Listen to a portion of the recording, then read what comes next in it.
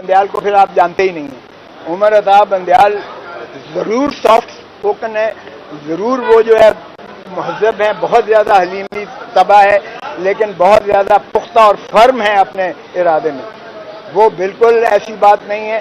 یہ آپ کے سامنے پٹیشن آ گئی ہے نا سپریم کورٹ بار ایسوسی ایشن کی, تو اس میں آپ دیکھ لیں گے کہ سپریم کورٹ جو ہے الیکشن اسکیڈیول کو کس طرح سے الیکشن کمیشن آف پاکستان کو پابند کرتی ہے. اس کا جواب آپ کو عنقریب مل جائے گا. چیف جسٹس آف پاکستان جو ہے کوئی پریشر لینے کے لیے تیار نہیں ہے, اور نہ ہی سپریم کورٹ کے جج پریشر لیتے ہیں. سو آپ خاطر جمع رکھیں. آنے والے چیف جسٹس بھی انہوں نے غلط پورٹرے کیا ہے, وہ شاید اس سے بھی زیادہ سخت ہوں. نے خارج کی تھی جس کے خلاف ہم نالش لے کر سپریم کورٹ میں آئے تھے. تو سپریم کورٹ کی پہلے جو بینچ تھی, 3 رکنی بینچ, انہوں نے ہماری پٹیشن کو نوٹس ایڈمٹ کیا تھا اور نوٹس دیا تھا وفاق کو اور سرکاری ایڈوکیٹ جنرل اسلام آباد کو کہ وہ اس کا جواز جسٹیفائی کریں کہ یہ کیس عماد یوسف کے خلاف, ARY کے ہیڈ کے خلاف, جو ہے اپنا پریزیڈنٹ ہے ARY کا جو کراچی میں بیٹھا ہوا تھا, اس کے خلاف کیسے آپ نے درج کر دیا, جبکہ ڈسکلیمر ہوتا ہے ہر پروگرام کا کہ جو بھی اس میں ایک گیسٹ آتا ہے اس کا کہے ہوئے باتیں جو ہوتی ہیں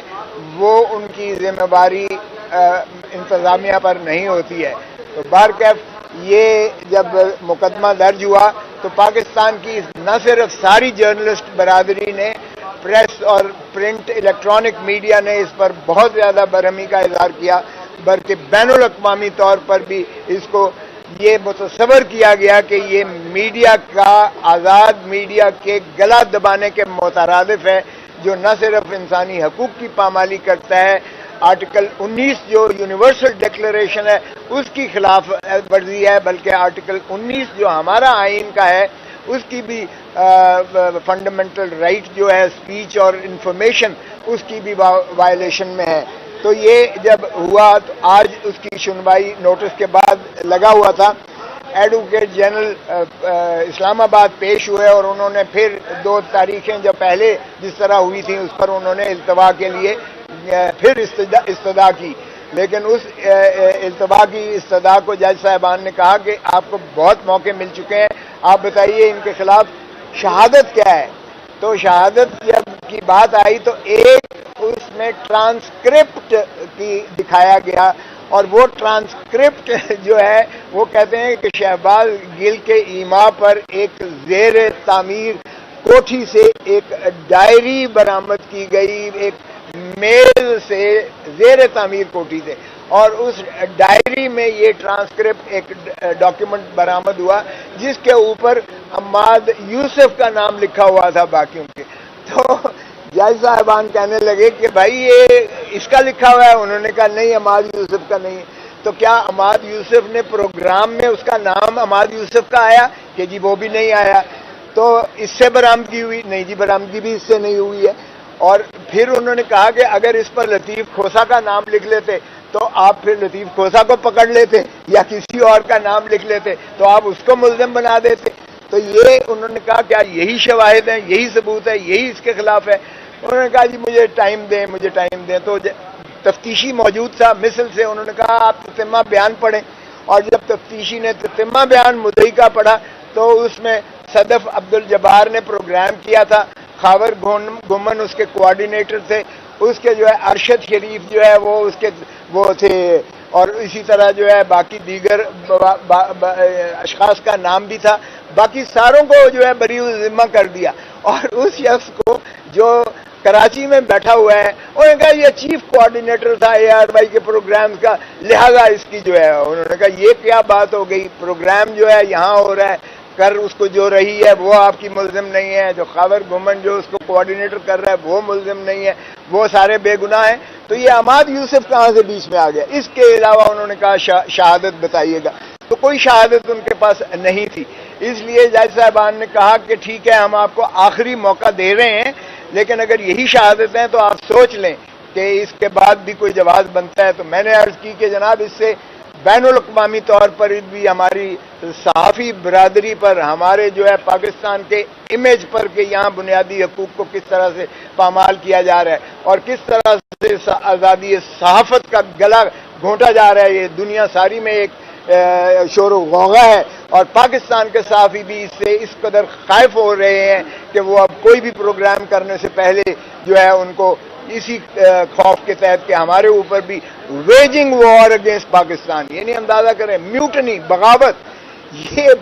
اتنے بڑے بڑے دفعات وہ لیگسی لگا دی گئی جو 1923 میں جو تاج برطانیہ نے غلام رکھنے کے لیے جو قوانین میں ترمیم کی تھی یا بنائے تھے، ان کا جو ہے غوغا اور شوشہ ہمارے اوپر ڈالا گیا ہے. اور ہماری تو اس میں بھی آرٹیکل سیکشن 196 ہے کہ sanction of the federal government یا پروونشل گورنمنٹ، تو سینکشن بھی اس کے خلاف نہیں تھی کوئی شہباز گل کی، اور سٹی میجسٹریٹ یا ڈسٹرکٹ میجسٹریٹ کو کوئی اختیار نہیں ہے کہ وہ فیڈرل گورنمنٹ نہیں ہے. جو انہوں نے پیش کیا وہ بھی سینکشن نہیں تھی. سو کسی انداز سے بھی یہ عماد یوسف یا کسی میڈیا چینل کے خلاف، چینل یا ان کے کسی کوآرڈینیٹر یا کسی ان کے جو ہے آرگنائزر یا ان کے پریزیڈنٹ یا مالک کو بھی بنا دیا انہوں نے اس میں جو ہے اقبال صاحب کو بھی، تو وہ بھی ان کو بھی بری ذمہ قرار دے دیا گیا تفتیش میں. عماد یوسف کو پک کیا گیا تھا، اور یہ پک اینڈ چوز بھی یہ ڈسکریمنیٹری تھی، یہ بادی النظر میں یہ آئین کے متصادم تھی. بہرکیف اب انہوں نے 2 ہفتے کی تاریخ دی ہے اور کہا ہے کہ اس پر جو ہے حتمی فیصلہ کیجیے گا اور کریں گے. سو یہ بنیادی حقوق سے متصادم تھا، اور اس میں آپ کی جو ہے جرنلسٹک برادری ساری انوالو تھی. دوسرا مقدمہ جو آج تھا بڑا اہمیت تھی جس میں، اور جو سارا کا قوم اور ملک دیکھ رہی تھی، جس میں ماشاءاللہ شریف برادران اور پی ڈی ایم کے جتنے اکابرین تھے جنہوں نے اپنے آپ کو جو ہے آئین سے اپنے آپ کو جس طریقے سے کرپشن کے چارجز میں، جس طرح سے نیب کے کیسز سے جس طرح سے اپنے آپ کو بری ذمہ کروایا، جس بھونڈے طریقے سے انہوں نے قانون میں ترامیم کی، جس طریقے سے بریزن نیکڈ طریقے سے انہوں نے جو ہے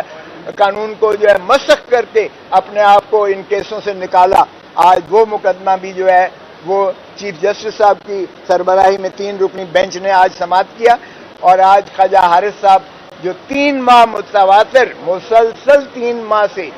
ایک عدالت سے دوسری عدالت 24 گھنٹے جو ہے وہ خان صاحب کے کیسز میں وہ رہے، اور اتنا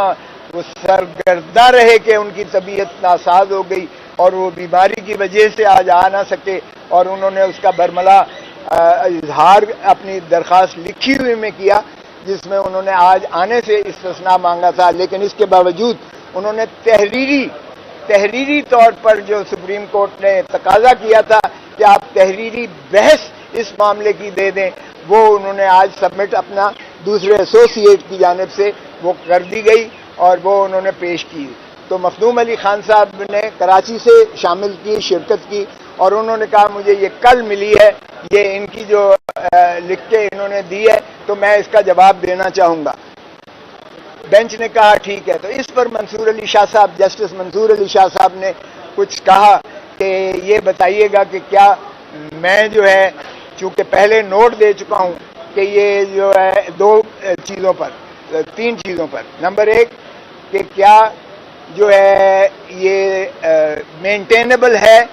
اور میری نظر میں مینٹینیبل نہیں ہے، بلکہ باقی 2 جج صاحبان نے کہا مینٹینیبل ہے، تو بھائی میجورٹی ظاہر ہے وہ کیس آگے چلتا رہا. دوسرا انہوں نے کہا کہ میں نے جو آرمی ایکٹ والے کیس میں میں نے یہ لکھا کہ مناسب ہوگا کہ پہلے اس کا practice and procedure of Supreme Court rules کا، جس میں بینچ کی تشکیل پر 3 سینئر ججز کی بات کی گئی ہے، اس کا پہلے فیصلہ کیا جائے اور تب جو ہے بعد میں پروسیڈ ہو، کیونکہ پھر بینچ کی کمپوزیشن جو ہے شاید مختلف ہو جائے. تو انہوں نے کہا ایک بات. دوسری بات یہ ہے کہ کیا میری اس آبزرویشن کے بعد جو میں نے نوٹ دیا ہے کیا یہ بینچ کو آگے پروسیڈ کرنا چاہیے. اور تیسرا انہوں نے کہا کہ اگر یہ فیصلہ ہو بھی جاتا ہے تو کیا فل کورٹ کو سننا مناسب ہوگا یا 5 اور 5 ججز سنیں، جس طرح پہلے کیسز میں جو جتنے اہم کیسز تھے اس میں لارجر بینچ سنتی رہی ہے. تو کیا اس کے باوجود جو ہے اس بینچ کو جو ہے سننا چاہیے. تو چیف جسٹس صاحب نے کہا کہ ٹھیک ہے یہ ہم آپس میں بیٹھ کے فیصلہ کریں گے, آپ اس کیس کو ہم جاری رکھنا چاہتے ہیں. اگرچہ مخدوم علی خان صاحب سے جب ان کی رائے لی گئی تو انہوں نے بھی کہا کہ ان کے نوٹ کی اہمیت ہے, مگر چیف صاحب نے کہا ٹھیک ہے آپ لکھ کر دے دیجئے گا, اس میں وقت کی قلت ہے اور میں یہ بوجھ اپنے سر پر نہیں لے کے جانا چاہتا